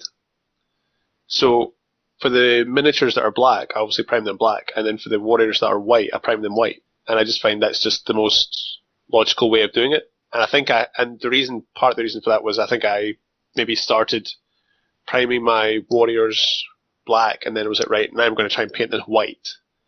And then I did two, and I was like, this is fucking ridiculous. What the fuck am I doing? So I think grey is quite a good intermediate, because you can go either way with grey. Yep. And do you guys buy like spray primer from like Army Painter or GW, or do you just go out and buy like stuff from Halfords? I use Halfords white card primer. I used GW until I bought the spray for the zombies from Army Painter. Okay. I tried it only once, but I found that the paint is quite greasy somehow. Yeah. Okay. So maybe I sprayed it too close to the miniature. I have to do it sometime. It's funny you say that, because I painted a Tau army for 40k a couple of years ago. It was like the first army that I'd really sat down and painted start to finish. And I base coated it I primed it in a tan colour, because I thought it would save time, that I wouldn't need to go and paint all the armour, because it was that kind of tan sandy colour. But even though it was meant to colour match the paint I was using, it was actually slightly darker. And it still annoys me to this day whenever I see them. You can tell the bits where I've maybe gone over with another colour, and I've maybe mucked it up and I've had to go fix it, because you can still actually see where I've had to go and fix it, just because it hasn't been that exact tone colour. So I'm always wary of companies that say that it's a 100% match for their colour. Maybe that was just shit paint that I used. I think it's a tough one. I mean, I undercoat in a variety of colours. I change it up for every model. So again, I've looked at Dwarf Army. The bears were primed in brown. As that was the bulk of the colour. My warriors were, I think, primed in black originally, and immediately given a spray of metal. So metallic everywhere, because that's the bit that's going to be unforgiving. But yeah, as a general rule, black for dark models, white for lighter ones, or grey. I seem to recall painting my Elder with a grey base. They're a bright blue and white, Miami Dolphins-ish colours, if you follow that. And I ended up using the grey because it doesn't colour match anything. I replaced all of the washing stage with just painting around that. So I just layered as my first layer, but I've never known a company who can colour match properly. Even looking at the GW videos, they tell you, you painted it in black, so now you need to paint it in black. Yeah. Okay. So I don't think you ever get a colour match, but half of that isn't necessarily because you're trying to do it, trying to cut that corner. It's because if you do make a mistake and, you get an errant brush slip, it's because you cannot correct it, because it's just too light or too chalky. I completely agree about it. Everything they just said about Army Painter. I painted some Marines. I've got purple ones, Baltimore Ravens, if you follow American football. And the purple on it just did nothing for me. It was awkward to paint on top. There was too much grip on it. It was almost like it was prepping the surface for another primer or something. It was very odd. Well, that was a productive talk there, eh? Yeah, man. Right, before we wrap up, I want to get your guys' thoughts on how the hobby transitions onto the gaming scene, essentially. So, first question, essentially, is just how important is the hobby within the game? What do you guys think? That's main appeal to me, but I can understand that it's not everyone's interest. I'm fine playing against a player who would not have the time, the money, or the interest in painting his army. To me, I'm playing mostly to have my army painted. Yeah. Okay. Deej, what about you? I'm a lot less forgiving. Given everything that we've talked about, I do not feel that anybody who enters this hobby, note the word hobby, not game, there is an excuse for not painting to a basic standard, because you can prime it, you can then grab another spray can from Halfords or B&Q or wherever, spray a different colour, run on some of that strong dip that you just mentioned, and you've already done most models. And if you want to take it a step further, if you just actually base them all in green, and then do a green wash on the skin and a brown or a red wash on the clothes, then you've already got a differentiation between the two. Yeah. So I'm not saying that you have to paint super well or anything like that, or paint. That's not the right comment. Do you have to spend a lot of time and a lot of money and a lot of stages and process, etc. I just feel that getting an army to a base standard and not the 3 colours minimum, whatever the hell that's meant, I just feel it's a lot easier. I just feel it's so easy to do now because the market's, so broad. And even if you don't like the internet and just want to go into your local hobby store or whatever, then, even Games Workshop now sell, yellow in a can, brown in a can, red in a can, green in a can. I just don't think there is much of an excuse. Or hell, just like you said, just do it white and just do nothing that washes the entire thing, and there's your colour differentiation. To me, it just, I don't want to say laziness, because people have real lives, they have jobs, they have commitments, they have children and travel or whatever it might be, and I completely get why people struggle time-wise, but I just feel that it can be done now pretty quickly, and I apologise if I come across as a hobby snob on this, but I just think that painting to a tabletop standard is very achievable. Yeah. Painting anything beyond that is a completely different thing and a personal choice, but tabletop standard for me, especially like you're saying about skeletons, you paint it white, bung some sepia on it, and then you dry brush it, and Bob's your uncle. That's just my view. Paul, do you agree? Yeah, for the most part. I mean, I wouldn't have gotten into this game if you walked past the GW store and you looked in the window and it was just all grey plastic. No one's buying that game. It's an immersive game, and I think you need that level of investment. I mean, for me, I think I'm like you in the sense, Andrew, where ultimately I want a really nicely painted army because I want to play with it. I'm not just doing it for the rewards that come with a nicely painted army that I can put on my shelf and I can look at it. I do want to play with it as well. So it's the balance between the two. I mean, for some guys, they really just want the models because they enjoy the game, and it's maybe the social side of it as well, which is fair enough. And like what Deej was saying, everyone's got real lives.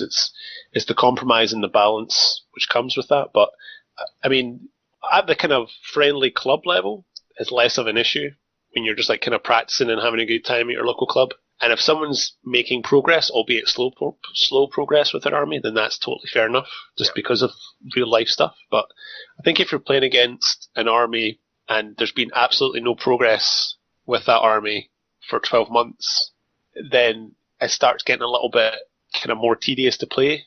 And certainly at a tournament as well, I'm not really interested in playing against that at a tournament. I absolutely agree with you. I think playing the game with painted armies just makes such a difference. Enjoyment and immersiveness. And if I'm playing against someone and their army, isn't amazingly painted, but you can see that they've made an effort, or that they're making an effort with the army, then that's even better. Yeah. Because not everyone's going to be able to put the time in to produce White Dwarf level armies, and that's fine. But just seeing that someone's trying to get their army to the tabletop standard is I just really appreciate it, and I just think the game is more enjoyable because of it. But I am also conscious, that people have time and stuff, and I've said it before. I would consider myself more of a gamer than a hobbyist, but a gamer with severe hobby anxiety. So, I mean, we mentioned tournaments there.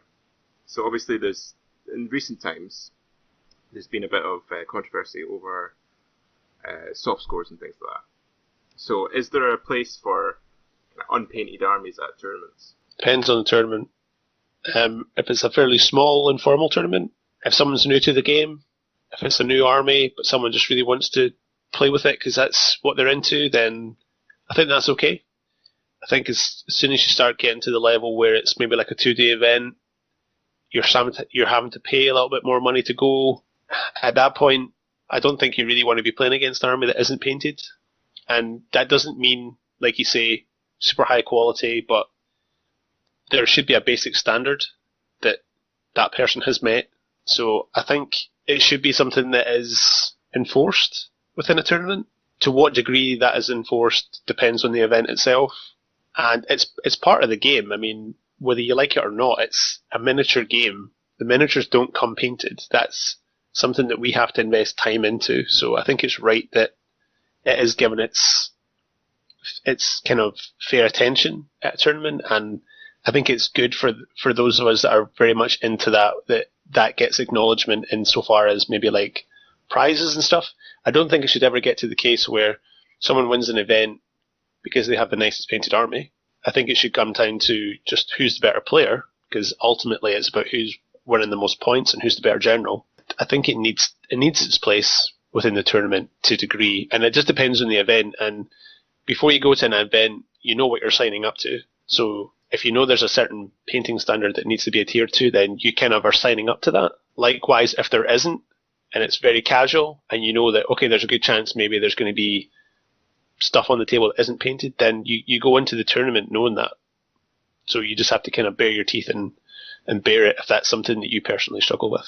Interesting points. Gentlemen, what do you think about that? To me, well, I may contradict myself, but to me, in a tournament, I would give penalties to somebody who comes with an unpainted army, because, as David said, it's it's not really laziness, but when you prepare a list to join a tournament, if you take some time if you give some thoughts to prepare the perfect list that you think have a chance to win the tournament, because we're going to a tournament to play and hopefully win. I think you should also, if you have the time to prepare your list, you have the time to paint at least to tabletop standard.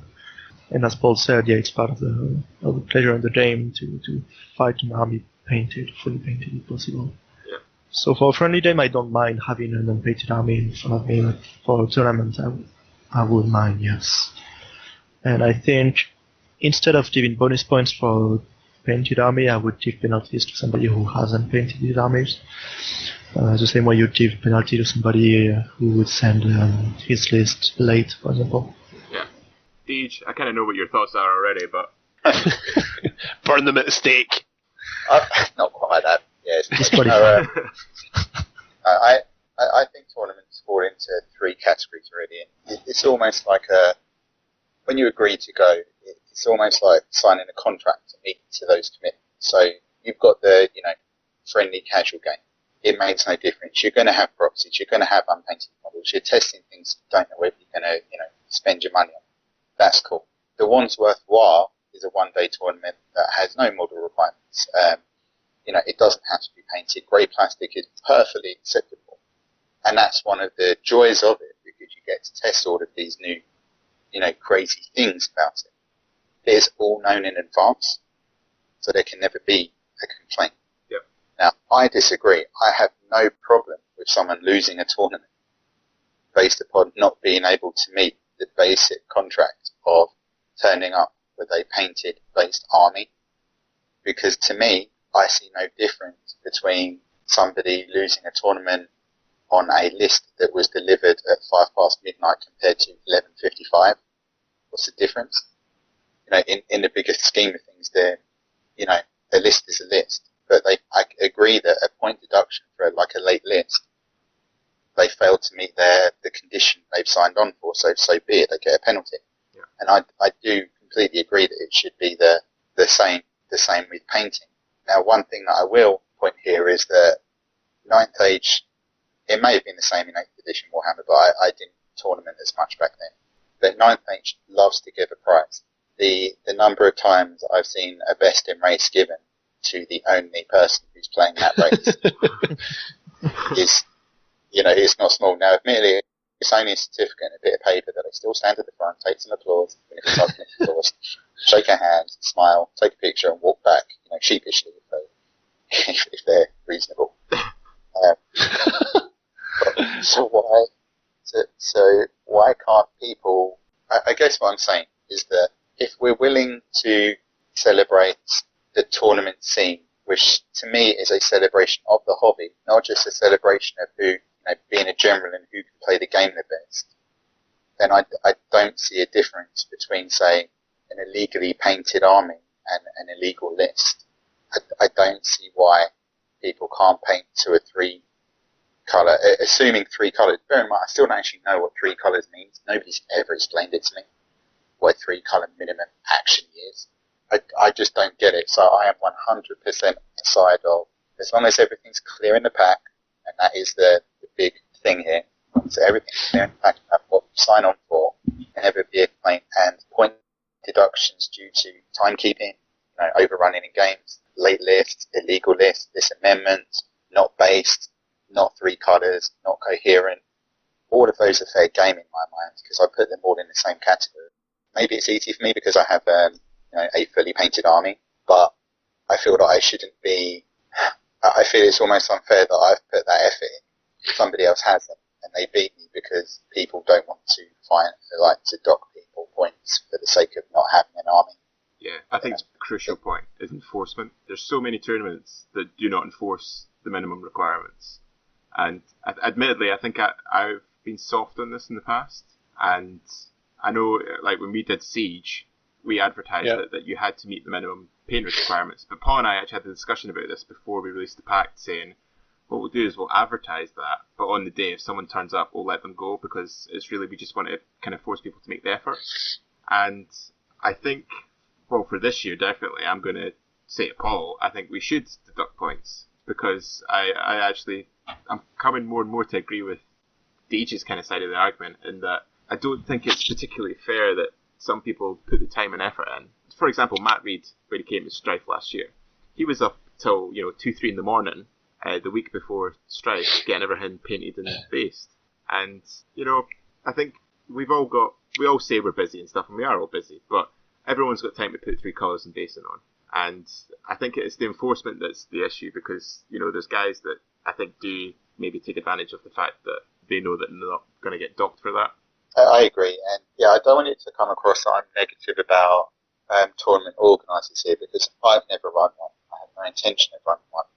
So I still give them all the respect to do it. That I know I do genuinely not have the time or inclination to do. But even at the Scottish Championships, Felix, whilst playing, is this their player, still got myself and Tim to run around and double check, is everyone based? Is there something missing? I know Slapshit, he docks me points because I had 5 dwarves with axe and shield in a double-handed axe unit. So therefore I've lost that bit of the cohesion. That kind of, it was something like that, quite word for word, but that sort of stuff to me is just so fair. It's just part of the contract you sign. And yeah, it is tough because you're the one getting shouted at, but it's no different to a timekeeping or a list penalty or something like that. So that's just, like I said, that's just my view though, but I know that I'm not necessarily in the majority of this one. I think the cohesive thing's maybe a slightly different argument, because I would say that's very harsh to slash dock you points there. That's a slightly different point. That's more like what you see is what you get type argument. Which I don't really agree with. They released the tournament pack for the 9th Age, like the official one, and in that it said that as long as 50% of the unit is what it's meant to be, then it's fine. And I think that if it's good enough for everyone else, it's good enough for me. I think the issue with it is that I know that a lot of people make tournament lists depending on what they've got ready and painted for the tournament, or what they're going to aim to have done for them. So I don't think it's particularly fair that someone maybe hasn't brought a unit because they haven't painted it, and then for someone to rock up with something that isn't meeting those requirements, and then knowing that they might not get docked anyway because maybe the tournament organizer is a bit soft. Yeah, it's true.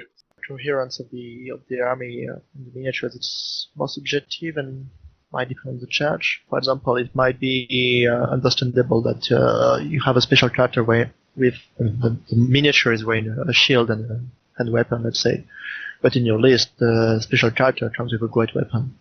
Yeah, it could be allowed, I guess. Yeah, I don't care about things like that. I think that's absolutely fine as long as it's painted and based.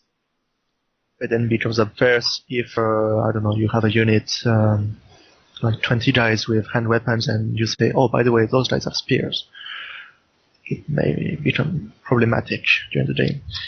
I think if you make the point, I mean, we would generally say at a tournament, make sure that you know what it is you're fighting.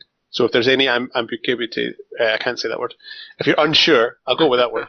If you're unsure about what a unit is, you should take the time to ask your opponent. And if they tell you and you forget, then that's just on you. Yeah. I mean, we generally have copies of people's lists that have that level of detail in it. So you should be able to at least look at that and say, all right, I know that unit has spears.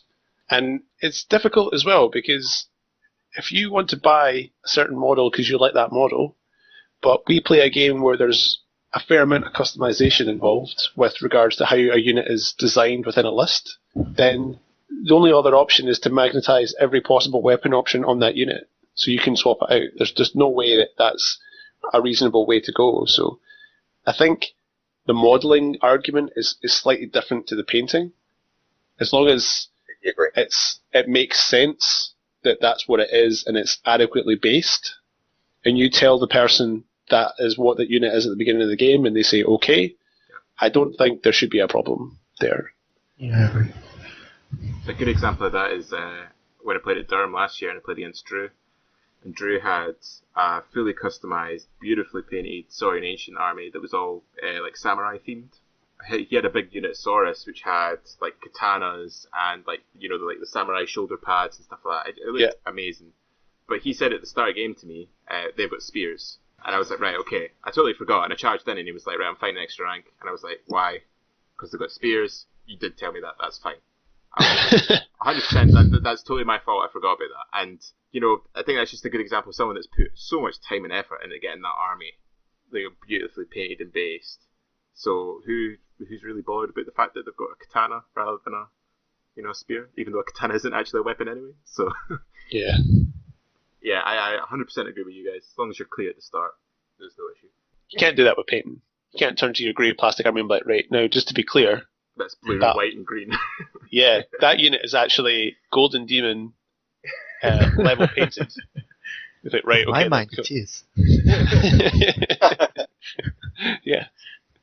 I guess here's a question then back at you boys. So how do you feel about the concept armies that are designed to meet those minimums? The one that comes to mind is always the ghost armies of whatever army you might be having. How do we feel about those? It's not, in my mind, if you spray paint an army one colour, and I don't know if that is the case with these, I get the impression that it probably is. They're some of the ones that the Scottish GT were based, and then they were just basically sprayed that kind of light blue turquoisey colour. That's not 3-colour minimum.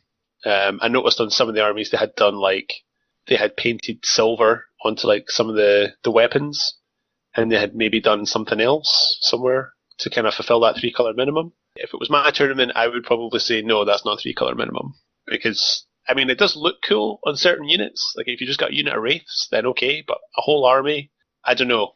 The modelling is also done in such a way that it's ambiguous.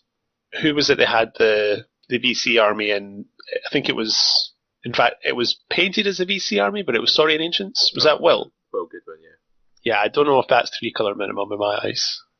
That's pushing it to the extreme. That's interesting, because I would be okay with that. Like I say, I get that idea, but that's an army that's been done that way specifically for a competition, to tick that box. At that point, I'm like, that's really pushing it to the point where, because there is that doubt in my mind, I'm more leaning on the probably not side. Okay, that's fair.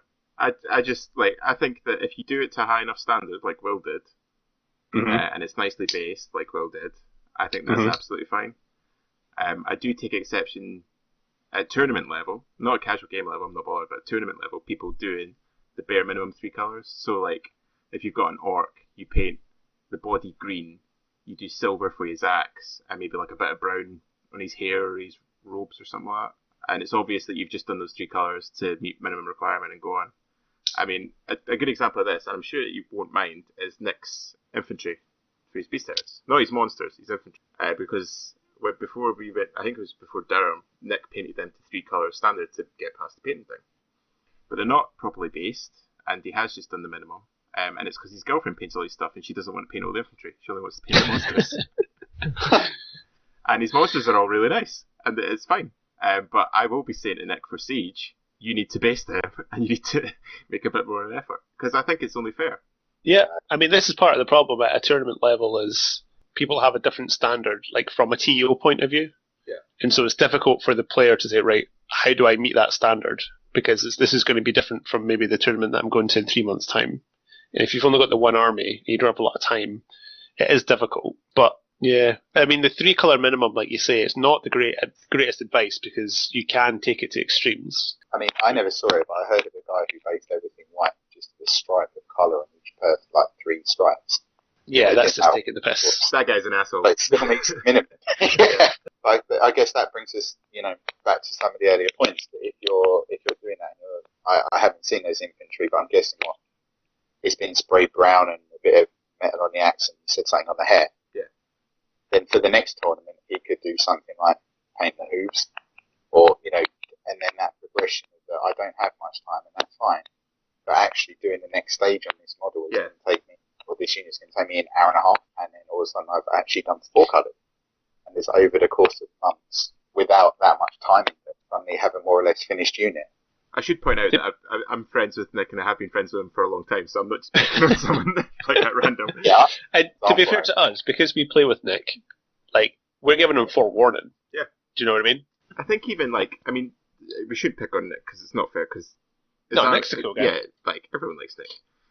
But even if he just based his basic infantry, like his longhorns, his wildhorns, just put a bit of basing on them, then I'd be totally fine with it.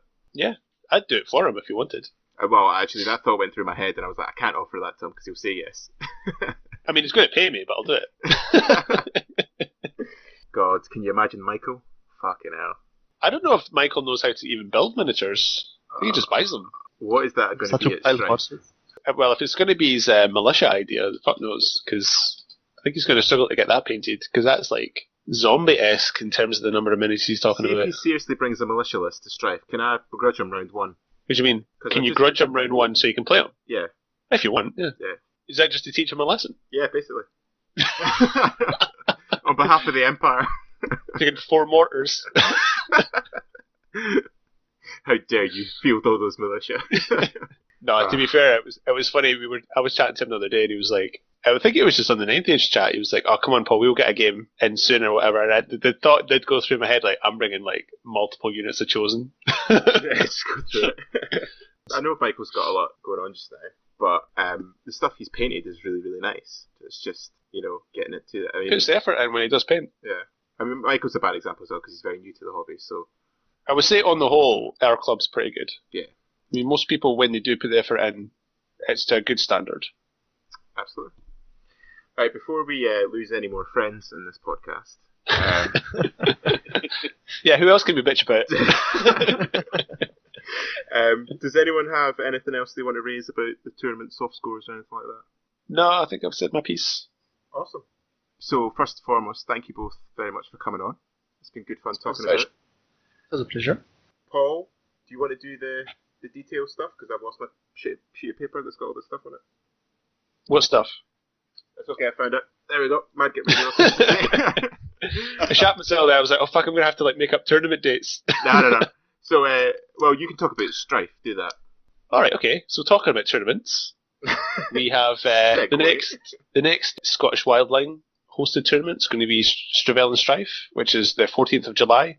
It's just a one-day tournament. So it's going to be Saturday, 3 games, 4,500 points, 3 hours per game. Pretty casual event at Common Ground Games. We think we have something like 8 spots left open. So anyone that's been to our event in the past that fancies coming back, be lovely to have you. We're going to have pretty good prize support. There's a couple of announcements on the 9th Age forum so far with the 2 companies that we've released. We've got a couple others that we're just kind of holding back on for now to build some suspense. But we've got Deep Cut Studios. They're sponsoring the event. They're donating a 6x4 mat as a prize. We've also got some stuff that's been sent by Spellcrow. They're also sponsoring us. And like I say, if you want to come to the event, more than welcome. We're a pretty good bunch of guys, pretty friendly. I think Deej can attest to that. You had fun when you came up, Deej, didn't you? I enjoyed myself. I wouldn't share a room with Andrew if he was a deputy. That's a pretty good endorsement. Just for the audience there, Deej, who are you sharing a room with this weekend? You. There we go. Cool. So if you fancy coming to the event, I mean, you never know, you might end up shacking with a wildling in the future. You might want to share a room with them at the event. So. In terms of other tournaments... I'm not sure I'm joining you anymore. In terms of other events, we've got Call to War and Call to Paint on the 5th and 6th of May. In the immediate future, actually, we've got the English Championships, which is this weekend, which will be past by the time this comes out, so, whatever. We've got the UK Team Championships on the 1st to the 3rd of June, which are 8-man team events. There's also the 3-man team event, which that's at the end of June. And then all the other details for stuff further away from that you can get on the Ninth Edge website. And then, of course, we'll have Siege in October, so stay tuned for news about that at the end of the summer. And if you'd like to get in contact with us, you can do so by dropping us an email at scottishwildlings@gmail.com. You can get us on Twitter at Scottish Ninth Edge, or you can send us a pigeon to Paul's house. You can. So, thanks again, guys, for coming on, and we'll catch you in the next one. Yeah, take it easy, guys.